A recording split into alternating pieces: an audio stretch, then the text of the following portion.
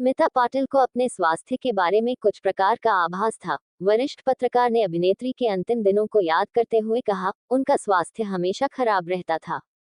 स्मिता पाटिल का निधन 31 साल की उम्र में हो गया, अपने बेटे प्रतीक को जन्म देने के कुछ ही दिनों बाद। वरिष्ठ पत्रकार भावना सोमाया ने हाल ही में स्मिता के अंतिम दिनों को याद किया। अपने समय की सबसे मशहूर अभिनेत्रियों में से एक स्मिता पाटिल की मृत्यु प्रसव के दौरान हुई जटिलताओं के कारण हुई। 28 नवंबर को उन्होंने अभिनेता राज बब्बर के साथ अपने बेटे प्रतीक का स्वागत किया और 13 दिसंबर 1986 को 31 साल की उम्र में उन्होंने अंतिम सांस ली। हाल ही में एक साक्षात्कार में अनुभवी फिल्म पत्रकार भावना सोमाया ने स्मिता के अंतिम दिनों के बारे में बताया और याद किया कि वह हमेशा कमजोर स्वास्थ्य में रहती थी। उन्होंने ये भी याद किया कि कैसे स्मिता का स्वास्थ्य तेजी से बिगड़ता चला गया और इससे पहले कि वे कुछ समझ पाते, वह चल बसी। CNN न्यूज 18 के साथ बातचीत में भावना ने स्मिता को एक सामान्य लड़की, प्यार में डूबी एक सामान्य महिला और एक सामान्य महिला के रूप में याद किया जिसने एक बच्चे को जन्म दिया था। उन्होंने साझा किया, स्मिता हमेशा कमजोर स्वास्थ्य में रहती थी। स्वास्थ्य उसके लिए एक मुद्दा था और इसलिए वह अपने बच्चे के साथ समय बिताना चाहती थी और शायद उसे किसी तरह का आभास था कि उसका स्वास्थ्य समस्या पर हावी हो रहा था और चीजें इतनी तेजी से घटित हुईं। भावना ने बताया कि जब स्मिता बीमार हुई, तब वह एक फंडरेजर कार्यक्रम में थी और जब तक वह घर पहुंची, उन्हें संदेश मिला कि स्मिता अस्पताल में है।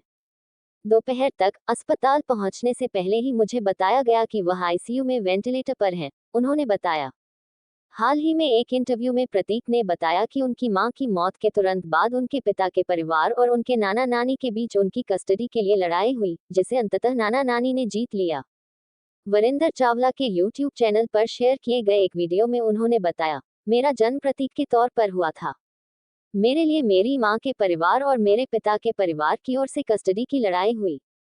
मेरी मां का पक्ष जीत गया। सरनेम के लिए अभी भी लड़ाई थी। अंत में पासपोर्ट में यह प्रतीक स्मिथ बब्बर था। ये स्मिता भी नहीं था, इसलिए बड़ा होकर मैं प्रतीक स्मिथ बब्बर हो गया। प्रतीक, जो अब प्रतीक स्मिता पाटिल के नाम से जाने जाते हैं, पहले प्रतीक बब्बर के नाम से जाने जाते थे।